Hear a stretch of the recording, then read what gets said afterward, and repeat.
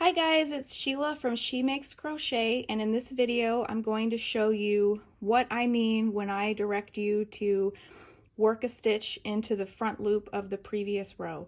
And this is a technique I use in my puff pillow to create these sort of raised stitches, including the puff stitches, that kind of sit on top of the work. So I have a little swatch here, and on this previous row I went ahead and crocheted into the front loop only. So that means now when I turn my work over, I have a row of stitches that are visible, some loops that are visible at the base of my last row.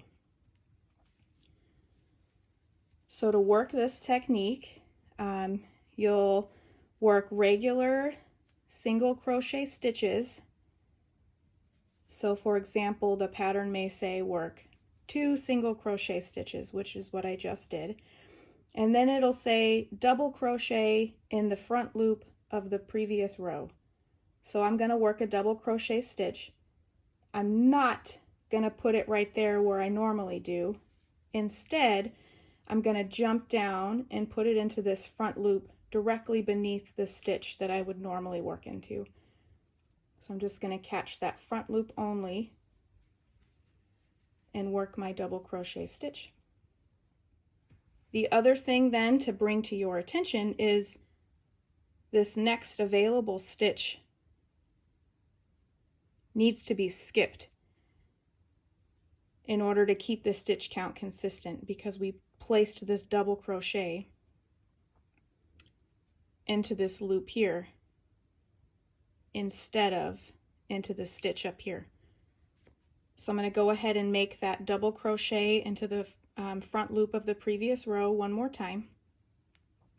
So it's just inserting it into this loop just below the stitch that you would normally work into. And then you'll just skip this very next stitch and work your next single crochet right beside it. So I'll work a couple more just regular single crochets. And then now you can kind of see that double crochet stitch is flush with my row of single crochet stitches. It's kind of sitting on top of my work. And when you look at it from this angle, you can see right here is where I skipped. So from the back side, you can kind of see a little bit where the top of that stitch was skipped. And then I'll show you one more time.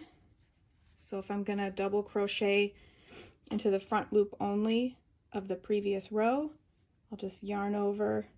Instead of going in here, I'll jump down into this front loop. Work my double crochet, skip, and then just go ahead and continue on.